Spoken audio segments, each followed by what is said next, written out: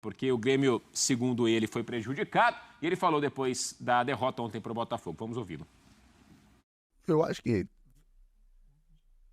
com o VAR, essa é uma opinião minha, é inadmissível, a palavra certa é essa, é inadmissível a arbitragem cometer erros com o VAR. Tem a máquina, não é possível. Você não leva a mão, não. Isso aqui é uma crítica construtiva. É uma crítica construtiva que eu estou falando o bem do futebol brasileiro. O VAR tem que parar de apitar os jogos.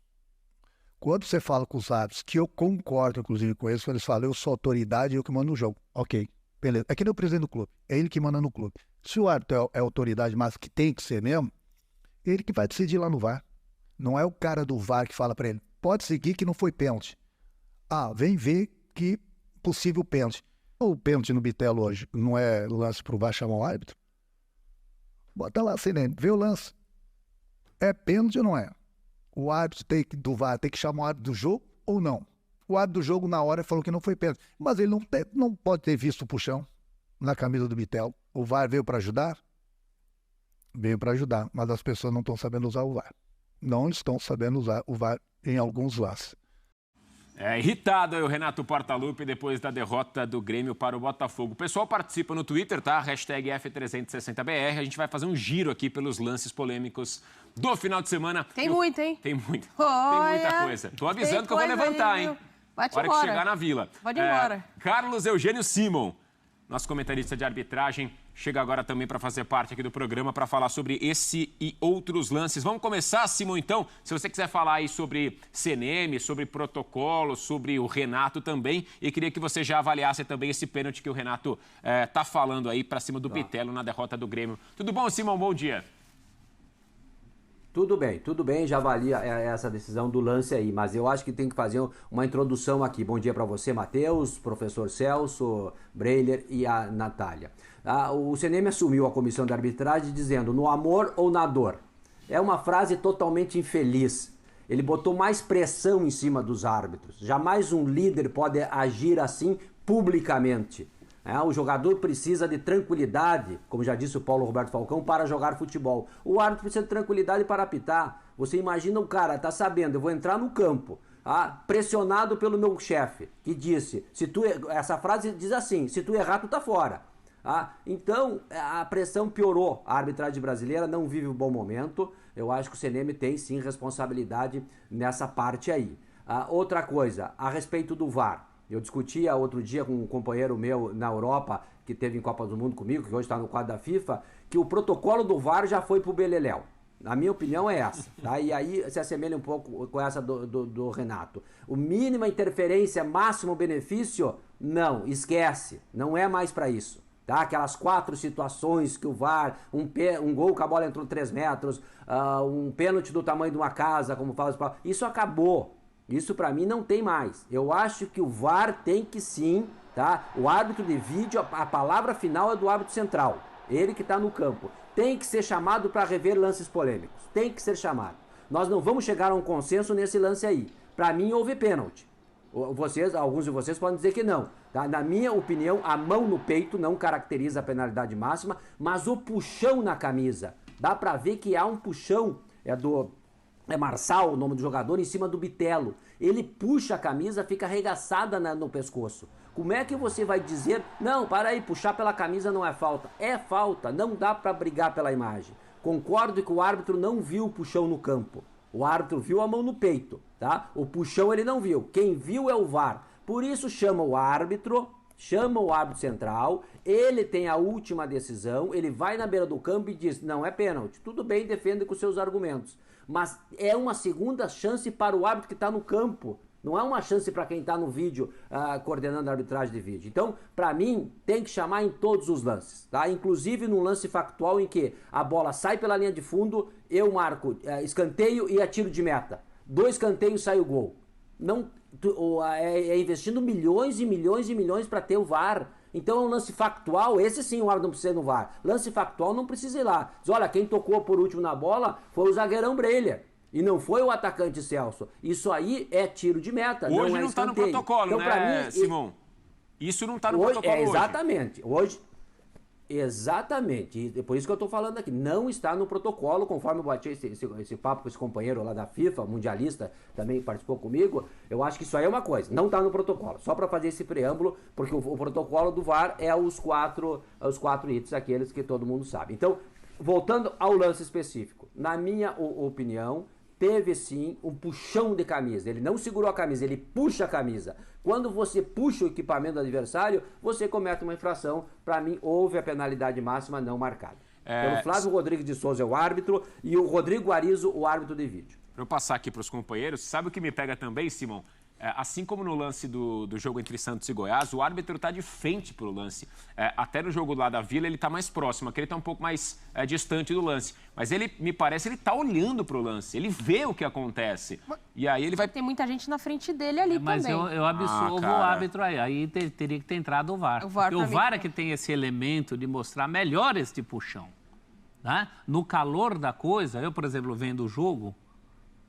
Nem pensei que tivesse sido pênalti. E mesmo por essa imagem, confesso que é muito difícil você ver o puxão. Mas tem uma imagem mais próxima que, de fato, aparece a camisa do Bitelo esticada, mas, para mim, eu tive a impressão que nessa movimentação é o Marçal disputando o espaço, sim, usando o braço, mas se o Bitelo estivesse em velocidade, por exemplo, esse braço seria faltoso para derrubar. Como ele não estava, ele dá um corte para trás e o Marçal está tentando tomar e disputar essa posição, eu vejo como um contato normal, mesmo com a camisa esticada, eu não enxerguei uma tentativa explícita de puxão do Marçal. Eu entendo o ponto do Simon, né, de que o puxão já seria suficiente para o VAR chamar, mas no meu entendimento, eu particularmente não gosto de uma ultra intervenção do VAR chamar para todos os lances. Concordo plenamente com o Simon que o protocolo já foi deturpado e com essa deturpação, daqui a pouco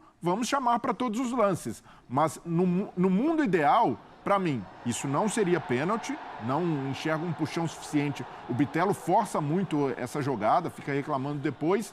E os árbitros não deveriam chamar, mas bancar com critério de que, isso é um contato de jogo. Mim, o árbitro está fazendo a volta aqui pela direita, para mim ele não está com a visão obstruída, não. Repito, para mim ele não está próximo do lance, tanto que ele está ali fora da área. Mas ele vai fazendo a volta para acompanhar o lance, para mim ele está com a visão de frente. Mas eu digo para ver um puxão. É que, assim... Bom, também... Tem árbitro que vem e não marca. Eu concordo muito com a fala do Renato de que o VAR veio para ajudar, mas não está sendo isso, né? Porque tem uma pressão, como o Simon disse, da arbitragem já entrar aí o mínimo de erro. Muitos árbitros entram com essa pressão, mas sabe que tem o VAR e, se o cara me chamar aqui, então eu vejo, e tem outros que falam não. É a decisão, porque eu vi, eu quero ver, não quero ir para o VAR. Então, assim, o que tem que melhorar é a forma como se usa a ferramenta. Na Europa, isso já está mais avançado. Ainda tem falhas, mas é bem menos do que aqui. Aqui tem falha, aqui tem hora que não chama, tem hora que chama e o cara passa em cima do que chamou. Enfim, a utilização da ferramenta no Brasil não funciona.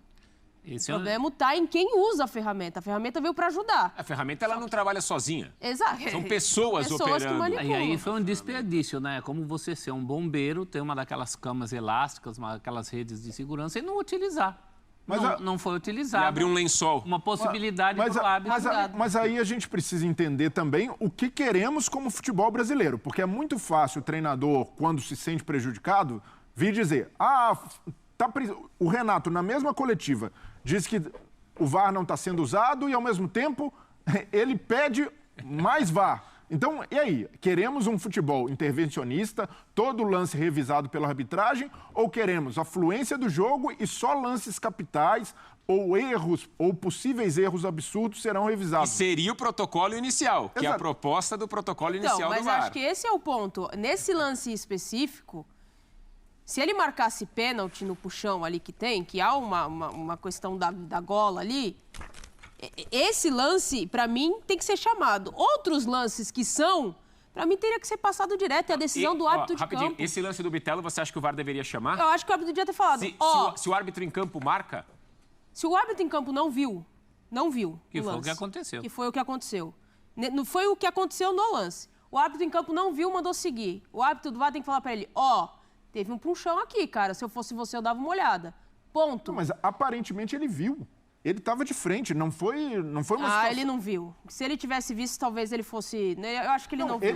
Eu acredito que ele interpretou como um lance de jogo. A gente só vai saber com a conversa do VAR. Se ele falar assim, o cara falou, ele falou, não, eu vi, mas pra mim não foi nada, ok. O VAR só deveria é a decisão final, então. É isso que eu... O que a gente não sabe, o que não é claro, e aí o Simon pode trazer melhor pra gente, é se houve essa conversa, porque isso a gente não sabe se acontece. Porque se o VAR falar pra ele, fulano, aconteceu... Sugiro revisão. Ele vai falar assim, eu vi muito próximo e não quero ver, a decisão é minha. Ponto. É para isso que serve o árbitro. Ele toma a decisão final, independente de ir ao VAR ou não. Ele decide se ele vai. Porque na decisão dele ele estava bem colocado e para ele não foi pênalti. Ok. Agora, se nem houve o aviso de, aconteceu um negócio aqui que você devia ver. Isso para mim eu questiono. E isso é divulgado, né, Simon, essa conversa ou não? Sim, não, e tem outra coisa que a Natália colocou também, a questão da característica, da filosofia do árbitro. O Flávio Rodrigues de Souza é um árbitro que não aceita muito o VAR. Já teve situações que ele foi no VAR e disse que não. Então, muitas vezes, tem que ver se trabalha em sintonia. Quem está lá na cabine do VAR, o cara diz, não, esse cara aqui, ele não aceita muito, eu também não vou entrar na parada. Tem mais esse ingrediente também no meio da arbitragem. E o perfil do Flávio Rodrigues, que eu notei em algumas atuações dele, que é um bom árbitro, diga-se de passagem, ele não aceita muito essa questão do VAR. Ele, o Klaus, o Ramon Abate... né? Pelo que eu tenho acompanhado, são caras que querem no campo decidir tudo. Então, o cara que está no VAR também fica meio cabreiro, né? Então, isso é outra situação. Inclusive, no novo livro aqui, que eu já tenho aqui impresso, 23, 24, né?